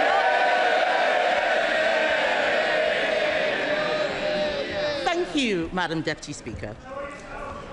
And may I congratulate the Right Honourable Lady on delivering her second budget. I hope she enjoyed it, because it really should be her last. What a total humiliation. A total humiliation. Can colleagues who are exiting the chamber do so swiftly so we can focus on the Leader of the Opposition? Swiftly, exit, quietly. Right. Leader of the Opposition. It's a total humiliation, Madam Deputy Speaker. Last year, she put up taxes by £40 billion, the biggest tax rate in British history. She promised that she wouldn't be back for more. She swore it was a one-off. She told everyone that from now on, it would be stability and she would pay for everything with growth. Today, she has broken every single one of those promises. If she had any decency, she would resign. At the last budget, she said she was proud to be the country's first ever female Chancellor. After this budget, she will go down as the country's worst ever Chancellor.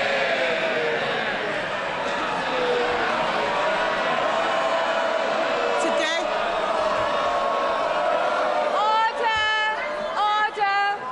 Order! And the Chief Whip in particular knows that we don't allow clapping in the chamber. Yeah, Leader of the Opposition.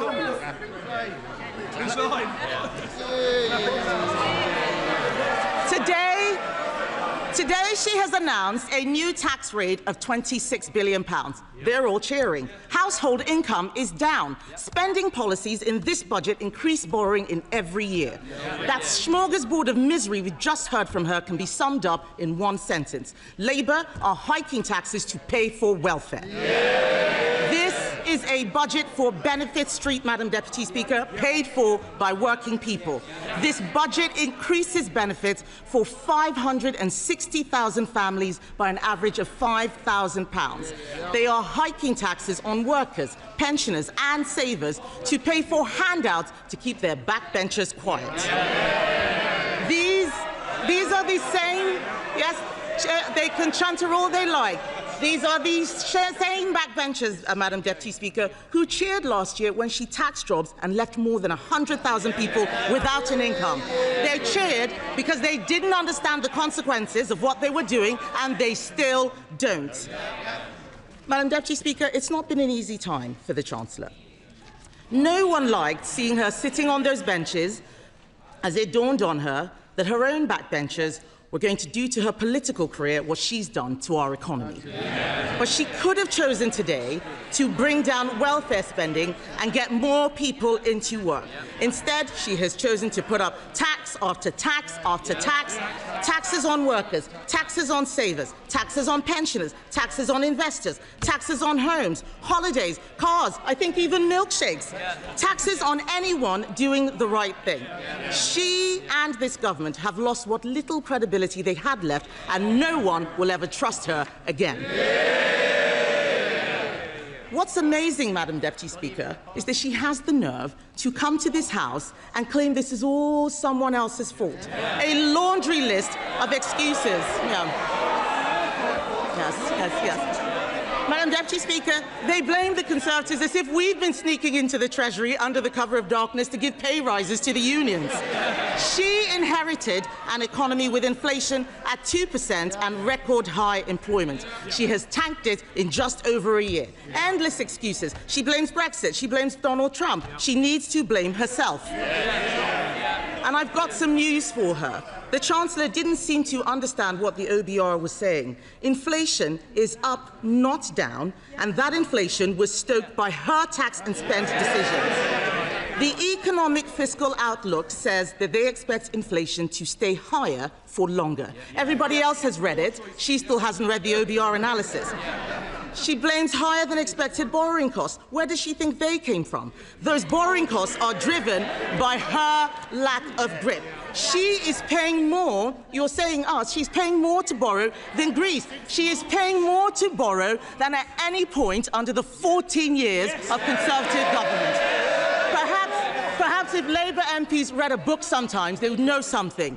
That includes an energy crisis. Madam Deputy Speaker, under us we had an energy crisis sparked by a war in Ukraine and a global pandemic. What is her excuse? What is her excuse? She is taking the public for fools, but they are under no illusions whose fault this is.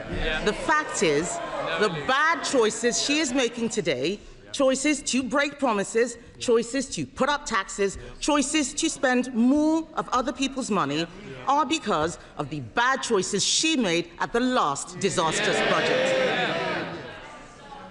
If you want growth, you need to start with knowing what kind of country you want to be and make a plan to get there.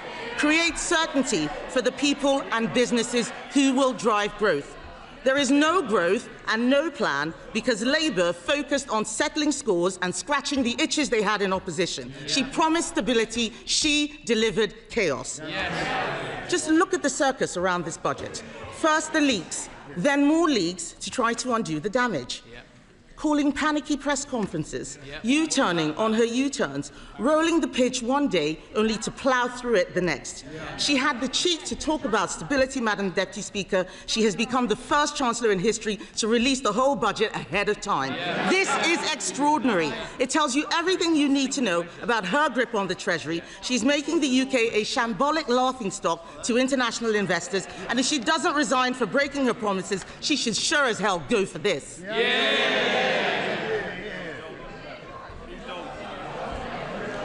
But, Madam Deputy Speaker, what have we got for all this chaos and disorder? There are 1 million more people claiming universal credit than there were at the time of the last budget.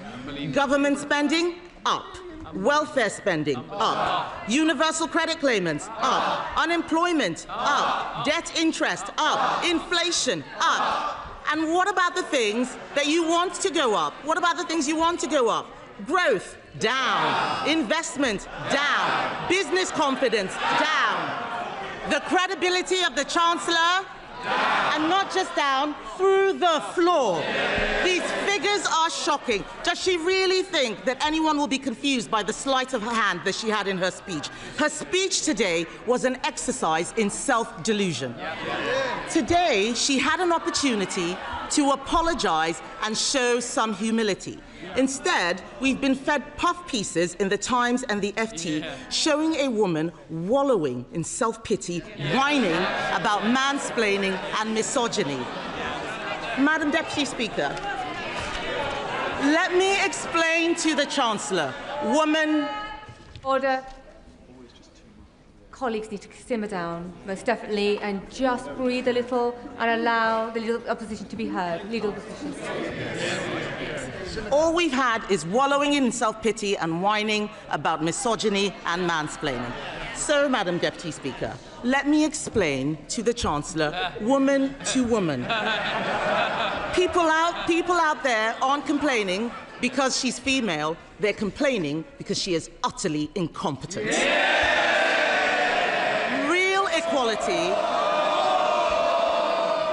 Real equality means being held to the same standard as everyone else. It means being judged on results.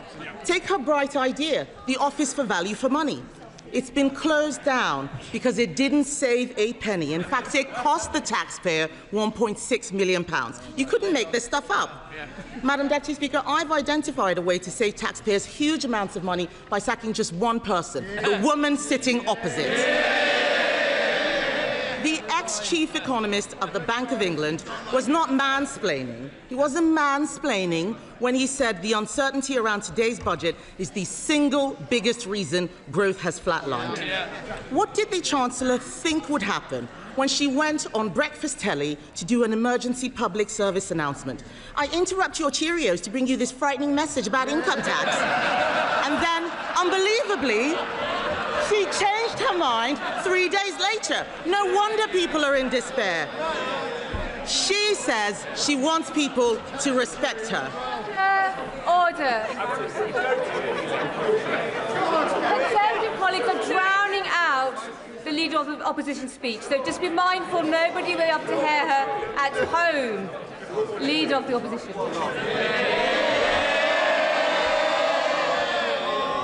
Madam Deputy Speaker, she says she wants people to respect her. Respect is earned.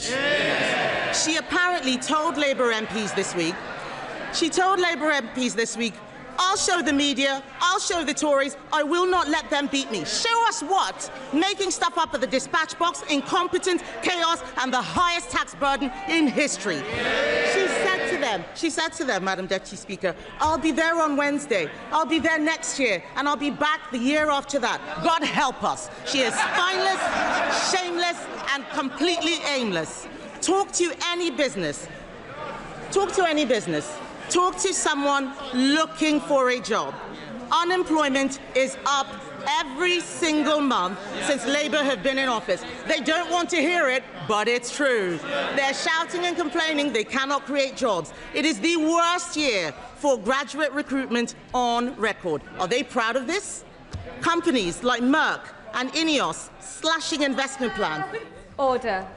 If you're on the front bench, I can obviously see you, Mr. Kyle. And there's no need for you to be chuntering this loud. They can see and hear you as well. Leader of the Opposition. Thank you, Madam Deputy Speaker. They don't want to hear the truth, but I'm speaking for all of those people out there who are sick of this government. Companies like Merck and Ineos are slashing investment plans. The construction sector has shrunk. How is that house building target going, by the way? I'll tell you, Madam Deputy Speaker, they are miles behind and won't even come close to what we achieved. Business confidence is at record lows. No wonder today future growth has been revised down in every year of the scorecard. The papers are reporting that 1 in 8 business leaders is planning to leave Britain. Even one of Labour's biggest ever donors, Lakshmi Mittal, has fled the country. Fled. With the passport. What we have in front of us is a budget littered with broken promises.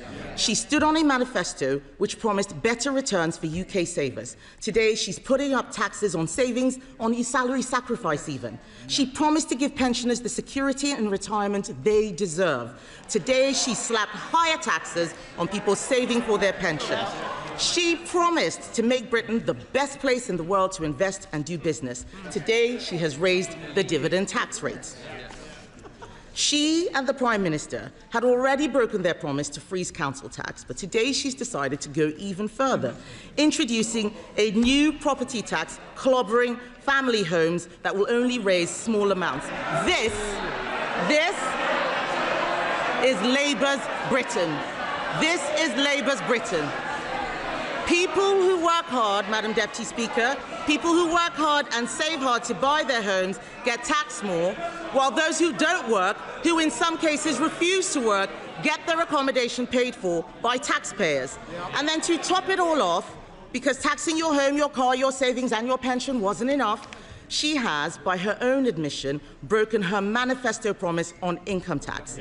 Because in the last budget, she said, and I quote, "I am keeping every single promise on tax that I made in our manifesto, so there will be no extension of the freeze in income tax thresholds." She said in that budget that extending the threshold freeze would hurt working people and take money out of their payslips. But today, she has done exactly that. Why should anyone believe anything she's promised in this budget? And so where is the money going? Small changes to rail fares and prescriptions, these are distractions while she steals your wallet. The real story here, Madam Deputy Speaker, the real story is that Labour have lost control of welfare spending. Not only will working people have their tax thresholds frozen while benefits go up in line with inflation, not only have Labour abandoned reforms that would have saved the taxpayer £5 billion after pressure from these backbenchers, today they have added another £3 billion to the bill by scrapping the two-child benefit cap. We introduced that cap, Madam Deputy Speaker, because it means people on benefits have to make the same decisions about having children as everyone else. Even Labour voters know that it strikes the right balance between supporting people who are struggling and protecting taxpayers who are struggling themselves. Just this summer, the Chancellor admitted that lifting the two-child benefit cap was not affordable. But that was before the Prime Minister accidentally fired the starting gun on the race to replace him. So now he and the Chancellor are buying the votes of their own MPs with taxpayers' money. If she wants to reduce child poverty, she should stop taxing their parents and stop destroying their jobs. She congratulated herself on a new tax on landlords. Let me tell her this. Hiking tax on landlords will only push up rents. It will push landlords out of the market. The people who will suffer are the tenants. And then she talks about taxes on electric vehicles. These changes will hit rural drivers the hardest, but we know that Labour don't care about rural people. All this budget delivers is higher taxes and out-of-control spending. Nobody voted for this. The Chancellor must take responsibility.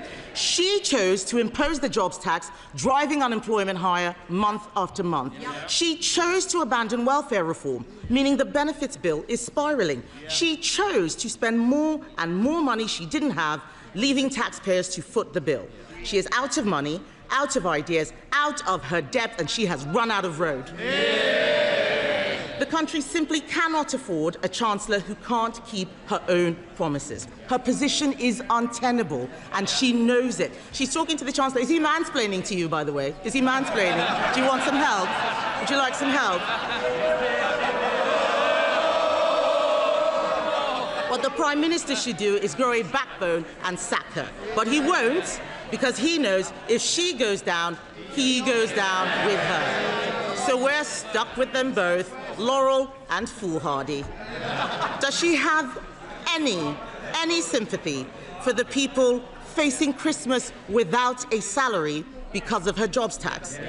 For the retailers who are suffering sleepless nights because of their plummeting Christmas sales? People out there are crying. Last year, we had the horrors of the Halloween budget. This year, it's the nightmare before Christmas. And as for her, she's the unwelcome Christmas guest, 10 minutes through the door, and she's eaten all the Quality Street, Madam Deputy Speaker.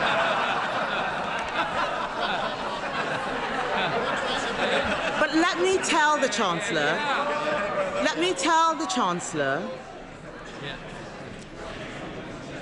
Chancellor something she has forgotten. Behind every line in today's Red Book is a family, a home, a lifetime of work and sacrifice. People are frightened, and they have every reason to be. The Chancellor has spent the last year terrifying them. Every decision that she and the Prime Minister make puts more pressure on the people who keep this country going. If Labour are the party of working people, why is it that every day under them, thousands more people are signing off work and onto benefits? It's Conservatives who are the party of work. The Labour Party should be renamed the Welfare Party. And they are making a mistake.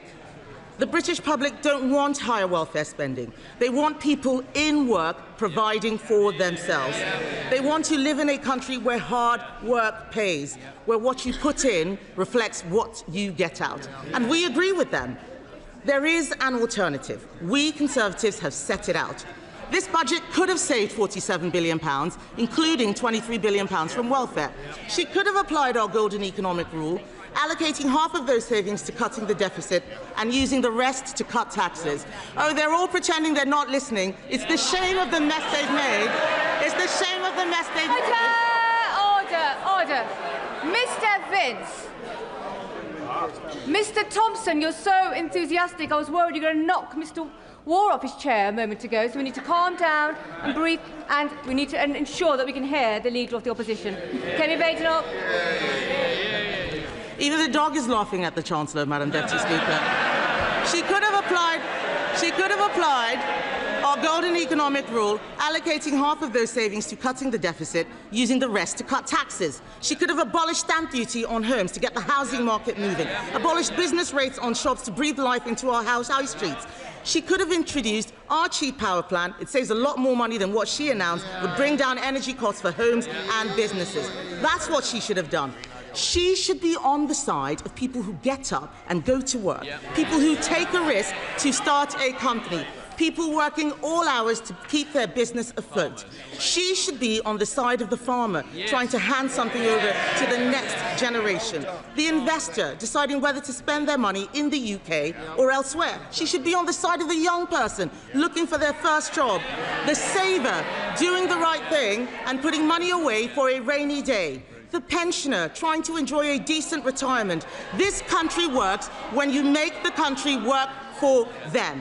Only the Conservatives are on their side, Madam Deputy Speaker, and our plan for them is simple. Bring down energy costs, cut spending, cut tax, back business, and get Britain working again.